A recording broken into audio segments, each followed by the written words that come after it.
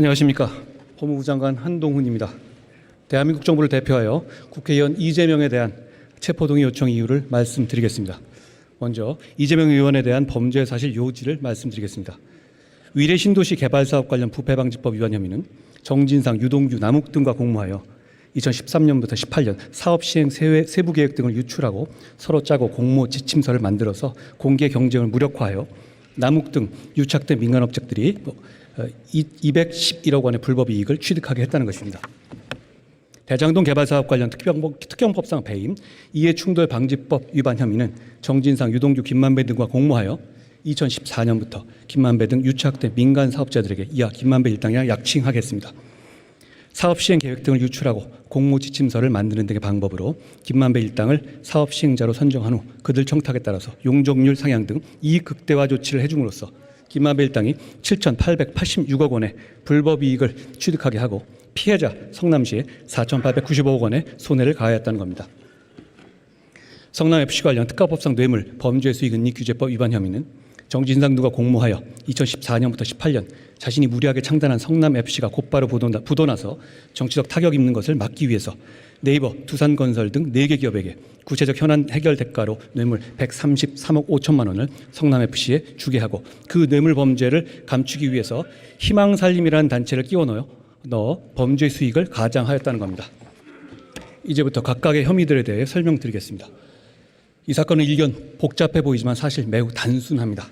성남시라는 지자체에서 일어난 이재명 시장과 특정 업자들의 정경유착과 지역 토착 비리로서 이미 이 시장의 공범인 다수 관련자들이 같은 범죄 혐의로 구속 또는 불구속 기소되었습니다. 먼저 위례 대장동 개발 범죄 혐의 관련해서 설명드리겠습니다. 요약하면 성남 시민의 자산인 개발 이권을 공정 경쟁을 거친 상대에게 제값에 팔지 않고 미리 짜고 내정한 김만배 일당에게 고의로 헐값에 팔아넘긴 것이고, 그래서 개발 이권의 주인인 성남 시민에게 천문학적 피해를 준 범죄입니다. 비유하자면 영업사원이 100만 원짜리 휴대폰을 주인 몰래 아는 사람에게 미리 짜고 10만 원에 판 겁니다. 여기서 주인은 90만 원의 피해를 본 것이지 10만 원이라도 벌어준 것 아니냐는 변명이 통할 수는 없을 겁니다. 대장동 개발 같은 대형 부동산 개발은 첫째가 토지 확보, 즉 땅 작업이고 둘째가 인허가, 이 두 가지가 사실상 전부입니다. 그 두 가지에 드는 비용과 불확실성 그리고 로또 잡아보려는 민간 업자들 간의 과열 경쟁 때문에 어려운 겁니다. 만약 그 두 가지를 관에서 책임지고 해결해주고 경쟁자도 확실히 제거해준다면 민간업자 입장에서는 아무런 리스크도 없는 땅 짓고 헤엄치기가 되는 겁니다. 대장동 개발에서는 첫째, 땅 작업은 성남시가 원주민 반발 무시한 채 수용권을 동원해서 강제로 싸게 매입해서 해결해줬고, 둘째, 인허가는 아예 처음부터 이 시장 측이 김만배 일당과 한몸처럼 내통하여 진행한 사업이니 100% 보장된 것인데다가 셋째, 다른 경쟁자들도 못 들어오게 이 시장이 불법적으로 막아줬기 때문에 김만배 일당은 큰 수익을 가져갈 만한 중요한 역할을 하지도 위험 부담을 지지도 경쟁을 하지도 않았습니다.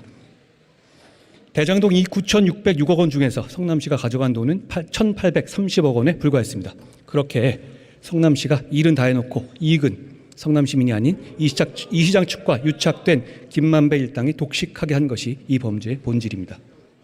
이제 이 시장 측과 김만배 일당의 유착에 대해서 살펴보겠습니다.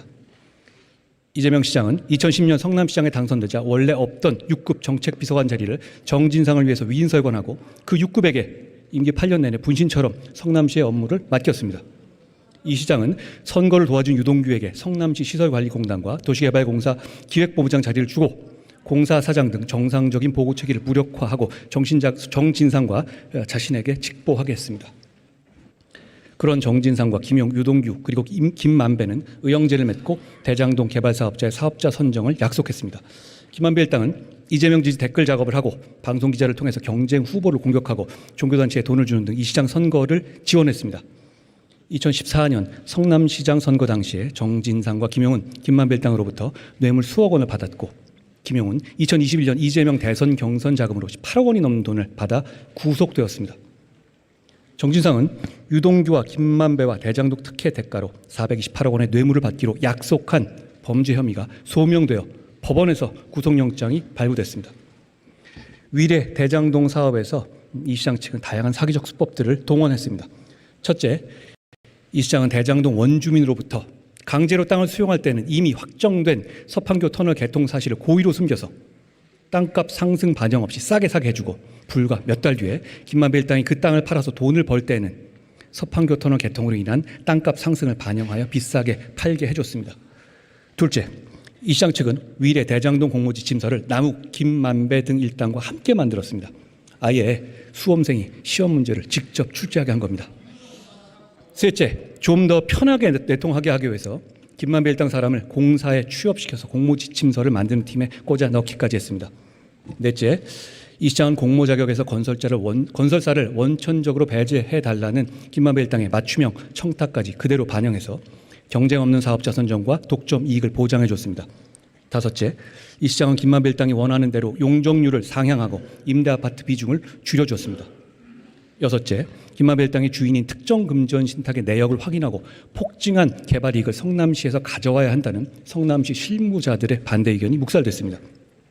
일곱째, 이 시장이 하남시가 수익의 60% 이상 배당받은 사례를 보고받았지만 대장동 사업자를 선정할 때 수익의 70% 이상을 받아와야 한다는 성남시 실무진의 보고는 묵살됐습니다. 실제로 경쟁 사업자인 메리츠 컨소시엄은 공모 지침서 기준 외에 추가 이익을 공사에 배분하겠다고 제안한 바 있었습니다. 그런 사기적 내통의 결과 대장동에서 김만배 일당은 투자금으로 3억 5천만 원을 투자하고 그 2,000배가 넘는 7,886억 원이라는 천문학적 수익을 실제로 챙겼습니다. 아시다시피 국민 모두가 공분한 지점입니다. 성남시가 땅 작업에 수용권 행사해주고 인허가 원하는 대로 책임져주고 경쟁사까지 다 막아줬는데 김만배 일당이 뭘 했다고 성남 시민에게 돌아가야 할 돈 수천억 원을 가져가야 한다는 말입니까? 시민 입장에서는 단군 일의 최대 치적이 아니라 단군 일의 최대 손해라는 말이 어울린다 하겠습니다. 이제부터 성남FC 뇌물범죄 혐의도 요약해 설명드리겠습니다. 이 시장은 성남시장 재선을 위한 치적을 위해서 운영자금도 확보해두지 못한 상태에서 무리하게 성남FC를 창단했습니다만 그야말로 곧바로 부도 위기를 맞았습니다. 그런 상황에서 성남FC의 부도는 이 시장의 정치적 부도를 의미했으므로 이를 모면하기 위해서 성남 시민의 자산인 인허가권을 거래하듯이 팔았던 것으로서 해결해야 할 현안이 있는 만만한 관내기업체를 골라서 이 시장 측이 먼저 흥정을 걸고 뇌물을 받았다는 것이 이 범죄의 본질입니다. 그 기업체들이 먼저 접근한 것이 전혀 아니었습니다. 두산건설은 용도 변경과 용적률 상향, 네이버는 건축 인허가 용적률 상향, 진출입로 변경, 차병원그룹은 부지매각 용도 변경 용적률 상향, 푸른위례는 분양가 심의, 아파트 준공 승인 등이 거래 대상이었고 이 시장이 실제로 다 들어줬습니다. 그 대가가 바로 133억 원이 넘는 현금 뇌물이었습니다. 그 과정에서 희극적 상황들이 속출했습니다. 첫째, 네이버는 축구팀 광고비 명목으로 수십억 원을 내면서도 광고를 하기는커녕 외부에서 모르게 비밀로 하려고 전전긍긍했습니다. 기업이 광고비 내고도 광고를 비밀로 하기를 원했다는 사실이 이 돈의 실질이 부정한 돈이라는 것을 단적으로 보여주는 것입니다. 둘째, 후불제 뇌물, 할부식 뇌물 방식으로 뇌물이 지급됐습니다.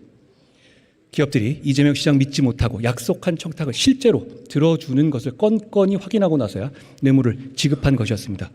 불법의 대가성이 이렇게 명확하고 노골적이었습니다. 셋째, 성남FC는 이 시장의 선거 지원과 측근들을 챙기는 용도로도 활용됐습니다. 이 시장은 각종 지지단체나 선거 캠프에서 활동한 사람들을 성남FC의 이사나 감사, 직원으로 채용했고 실제 광고비 모금에 기여하지 않았는데도 급여나 성과금으로 수억 원씩 지급하고 다시 선거 캠프나 정치적 행사, 후원금 모집에 동원하기도 했습니다. 인허가는 사고 팔 수 있는 물건이어서는 안 됩니다. 그렇게 된다면 돈 있고 빽 있는 사람만 인허가를 받을 수 있게 됩니다. 결국 성남FC 사건은 이재명 시장이 성남 시민의 자산인 인허가권을 사유하여 현안 있는 기업들을 타겟으로 노골적인 인허가 장사를 한 것이었습니다. 이런 이 시장의 인허가 장사 결과 두산건설은 토지 매입 대금 대비 40배가 넘는 이익, 즉 126억 원에 매입한 토지로부터 5,493억 원의 개발이익을 얻었습니다. 일각에서는 이 시장 본인이 돈 직접 받지 않았으니 죄 없다고 아직도 주장하지만 제3자 뇌물죄는 본인이 한 푼도 받지 않아야 하는 것이고 한 푼이라도 받으면 단순 뇌물죄가 되는 겁니다. 이제 증거에 대해서 설명드리겠습니다. 이 사건의 특별한 점은 범죄가 장기간에 걸쳐서 공적 외형을 갖춘 채 진행되어 성남시와 그 상대인 기업들에게 범죄 혐의를 입증할 내부 자료, 즉 물적 증거가 많이 남아있다는 점입니다. 그런 방대한 물적 증거들 중에서 극히 일부만을 제가 예시하겠습니다. 위례 대장동 관련입니다. 이 시장은 최종 결정권자로서 김만배 일당의 청탁을 그대로 들어줬고 그 과정에서 직접 보고받고 자필로 서명한 문서 등이 물적 증거로서 다수 확보되었습니다. 한두 개만 예를 들면 결합 개발 타당성 검토 보고서 등은 이 시장이 2012년 당시 출자 지분율 이상의 적정 배당권 확보 방침을 세운 사실, 즉 사업 초기에 이미 개발 이익에 대한 성남시의 충분한 이익 확보 필요성과 가능성을 잘 알고 있었던 것을 보여주고, 위례 신도시 사업 계약을 체결을 위한 사업 협약 체결을 위한 이면 계약서와 이 시장 결제 문서 등은 남욱 등을 미리 개발업자로 내정하고 공무 지침에 반하여 건설사를 사업자로 참여시킨 사실을 보여주고, 이 시장이 가필하고 결제한 서류들과 중간 보고회 회의록 등은 김만배 일당 청탁대로 대장동 개발에서 SPC 방식의 사업 진행, 서판교 터널의 개설과 용적률 상향, 일공단 분리 등을 결정한 사실을 보여줍니다. 성남FC 관련입니다. 이 시장 측으로부터 현안 해결 대가로 거액을 요구받고 성남FC에 돈을 지급할 시기와 액수를 노골적으로 흥정하는 상황이 그대로 기재된 성남시와 기업체의 각종 보고 문건, 회의록, 이메일이 다수 존재합니다. 역시 한두 개만 예를 들면 2014년 네이버와 정진상 회의록에는 이 시장이 성남FC 재정 문제를 고민 중이고 네이버가 직접 성남FC를 후원하는 것을 부담스러워한다는 것을 이 시장도 알고 있다는 내용과 성남시장 임기 내 연 20억 원씩 3년간 줄 것을 네이버에 요구하는 내용까지 담겨 있고, 2015년 2월 네이버의 후원금 지급 일정 계획 검토 등 네이버 내부 자료에는 인허가의 단계에 맞춰서 40억 원을 4회에 걸쳐서 분할 지급하는 후불제 할부식 뇌물 지급의 구체적 계획이 드러나 있습니다. 이 시장은 2015년 7월에는 성남시의 두산에 대한 용도 변경 특혜 의혹이 제기되자 용도 변경해주는 대신에 체육, 문화, 예술 등 지역사회 공헌으로 수십억 대를 지원한다는 글을 SNS에 직접 올렸습니다. 이제 와서 몰랐다고 할 수도 없는 것입니다. 시간 관계상 일부만 말씀드렸습니다만 다수의 물적 증거들이 구속영장 청구서에 적시된 사실관계와 정확히 일치합니다. 다음으로 인적 증거입니다. 이 사건은 관련자가 아주 많습니다. 그 한 명 한 명의 진술을 말씀드리기에는 시간이 부족하고 그럴 필요도 없어 보입니다. 왜냐하면 이재명 의원과 정진상을 제외한 사실상 모든 관련자들이 앞서 설명드린 범죄 혐의 내용과 물적 증거에 부합하는 진술을 하고 있기 때문입니다. 한두 명의 입에 의존한 수사가 아니라는 점을 말씀드립니다. 게다가 핵심 관련자들은 자신의 불이익과 형사처벌을 감수한 채 진술을 하고 있습니다. 유동규, 남욱 등 업자들뿐 아니라 네이버, 두산 등 기업 관련자들조차 자신들이 뇌물 공여죄로 처벌받을 것을 감수하면서도 진실을 말하고 있습니다. 이 사건들은 처음 법적 판단을 받는 사건들이 아닙니다. 잘 아시다시피 이 사건에 대해서 법원은 이미 여러 차례 불법에 대한 판단을 한 바 있습니다. 2021년 10월 이후에 유동규와 김만배, 남욱 등에 대해서 이 시장의 범죄 사실과 동일한 배임 등이 소명되어 법원에서 구속영장이 발부됐습니다. 정진상은 이 시장의 범죄 혐의 관련 부패 방지법 위반과 뇌물수수 혐의가 소명되어, 김용은, 김만배 일당으로부터 대선 경선 자금 수수가 소명되어 각각 법원에서 구속영장이 발부됐습니다. 그 밖에도 이 시장 범죄 혐의와 관련하여 최윤길, 정영학, 정민용, 주진영, 정재창 등이 기소됐으며 성남FC 관련해서 두산건설의 대표와 성남시 공무원도 이 시장에 대한 바로 이 범죄 혐의로 기소됐습니다. 게다가 얼마 전에 김만배는 두 번째로 구속됐습니다. 범죄 수익 은닉, 즉 이 사건 대장동 개발 사업 관련 배임 등의 범죄로부터 발생한 수익을 은닉하였다는 범죄 혐의가 법원에서 소명된 겁니다. 다시 말하면 범죄가 존재한다는 것을 전제로 법원에서 범죄 수익을 은닉했다는 구속영장이 발부된 것입니다. 이 많은 공범들과 관련자들에 대한 법원에서 소명된 구속 이유와 공소 사실은 이 시장에 대한 이 사건 핵심 범죄 사실을 모두 포함하고 있습니다. 다 소설이고 조작이고 증거 없다는 주장, 불법 없었다는 주장을 할 단계는 이미 지나갔습니다. 이제 마무리하겠습니다. 대장동 사건, 위례 사건, 성남FC 사건은 죄질과 범행의 규모 면에서 단 한 건만으로도 구속이 될 만한 중대 범죄들입니다. 법률에 정한 구속 사유인 도망의 염려란 화이트칼라 범죄에서는 곧 중형 선고 가능성을 의미합니다.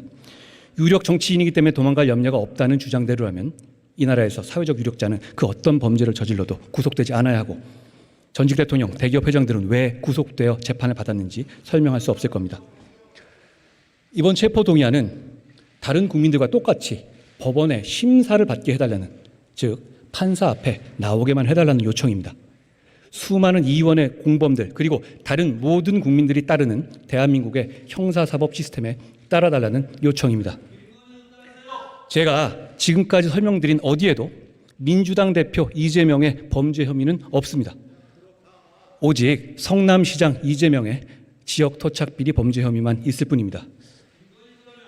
어떤 결정이 2023년에 대한민국의 상식과 법에 맞는 것인지 우리 모두 알고 있습니다. 국민들께서 지켜보고 계실 거라고 생각합니다. 감사합니다.